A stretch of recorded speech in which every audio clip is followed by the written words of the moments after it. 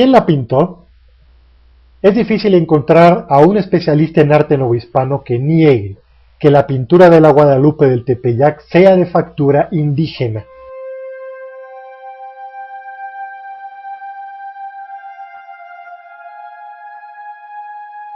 Los tlacuilos eran maestros pintores antes de la conquista, y de quienes los evangelizadores franciscanos hicieron uso para que elaboraran imágenes y murales que sirvieran de enseñanza de la doctrina cristiana a los indígenas. Pero los franciscanos fueron muy desconfiados y siempre estrictos de las seguramente pocas imágenes y esculturas, sobre todo flamencas, italianas y españolas, que habrían traído los 12 frailes franciscanos provenientes en su mayoría de Bélgica y de los conquistadores al Nuevo Mundo. Despertaba la ira de los frailes que se utilizaran imágenes para evangelizar a los indígenas. No hay que olvidar que el culto a los ídolos estaba aún muy arraigado en los nuevos cristianos y que eran propensos a identificar esas imágenes y esculturas como dioses.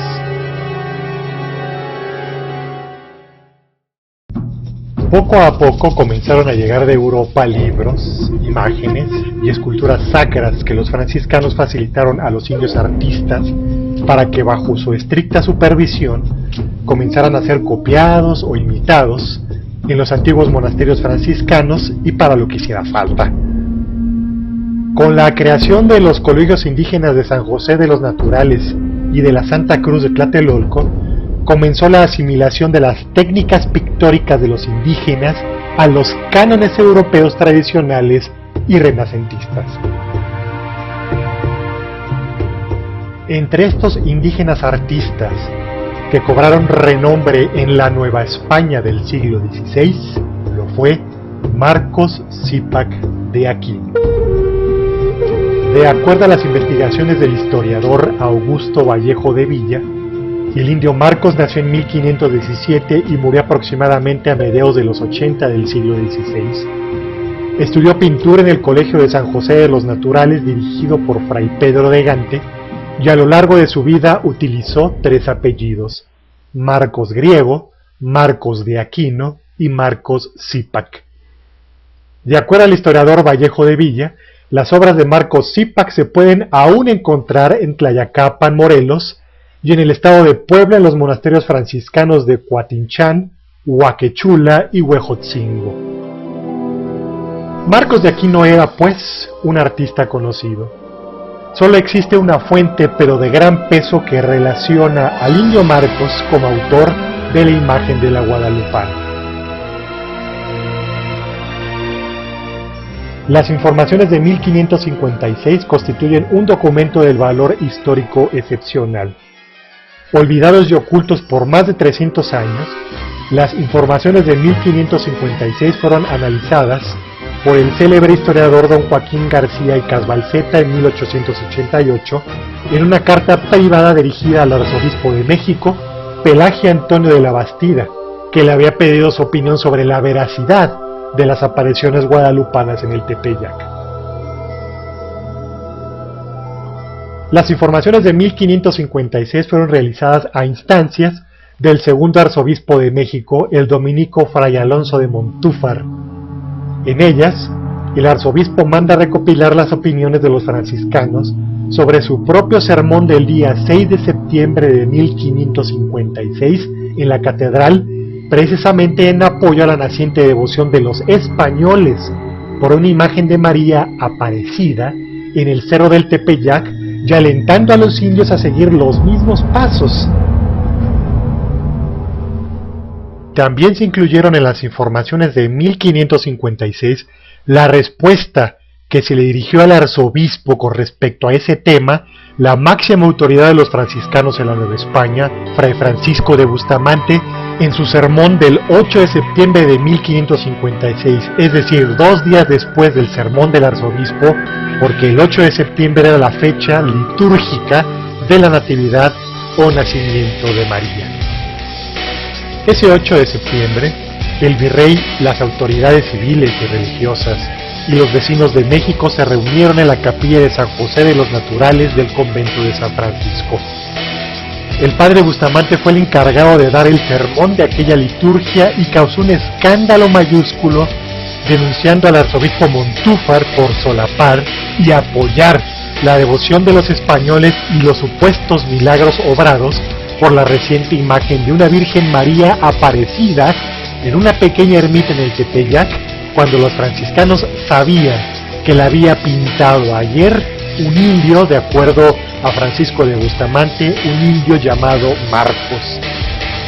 También Fray Francisco de Bustamante acusó al arzobispo de dar por válidos supuestos milagros realizados por dicha imagen, y aún más grave, de fomentar la idolatría aún presente entre los indios, pues podían confundir aquella imagen aparecida como una divinidad.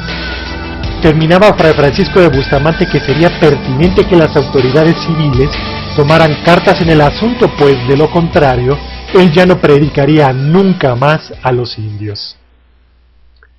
Las informaciones de 1556 nos revelan varios datos importantes. La devoción hacia la imagen de la Guadalupana comenzó en 1556. Nadie menciona ni las apariciones, ni el estampamiento milagroso, y mucho menos a Juan Diego. La devoción la iniciaron los españoles, no los indios, y fueron ellos los que eligieron como nombre para la supuesta imagen milagrosa el nombre de Guadalupe. El rechazo de la comunidad franciscana a la nueva devoción de la imagen del Tepeyac fue patente. Nadie puso en tela de juicio la denuncia de Bustamante sobre el supuesto origen terrenal de la pintura que, según él, fue realizada por Marcos Cípac de Aquino.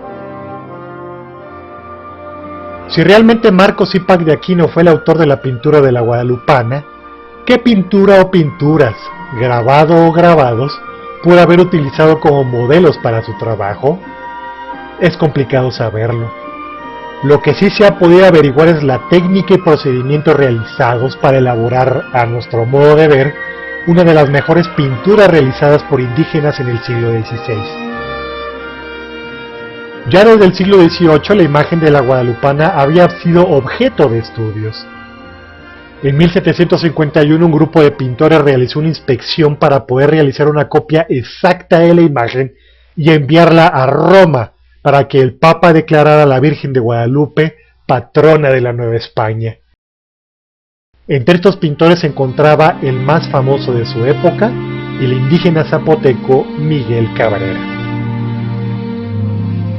Los resultados de su trabajo los publicó en 1756 bajo el título de Maravilla Americana, donde el pobre de Cabrera hace circo, maroma y teatro para explicar cómo una imagen milagrosa poseía técnicas de pintura bastante humanas y, como lo comenta el historiador García y Casbalceta, convirtiendo en primores los defectos de arte que se notan en la pintura, como que las estrellas del manto estén pintadas como en una superficie plana en vez de seguir los pliegos de los paños de la ropa.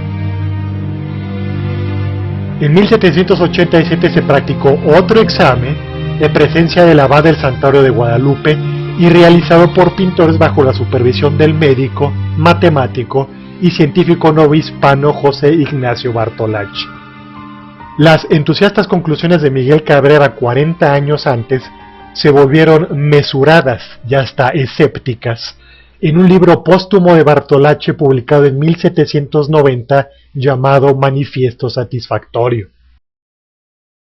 Entre las conclusiones de Bartolacci encontramos que la tela no es un ayate de fibra de maguey, sino de una fina manta de palma.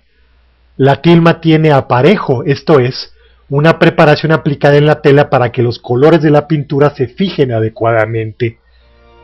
Cuando se le preguntó a los pintores si consideraban la imagen como milagrosa, respondieron que sí, en cuanto a lo sustancial y primitivo, pero no en cuanto a ciertos retoques y rasgos, que sin dejar duda demuestran haber sido ejecutados posteriormente por manos atrevidas.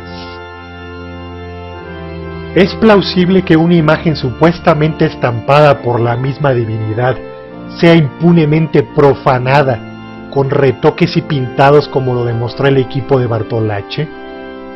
¿Realmente se podría tolerar que a la sábana santa de Turín en nuestros días, que el fervor popular afirma que tiene estampado el cuerpo de Jesucristo, si le hicieran retoques por manos atrevidas?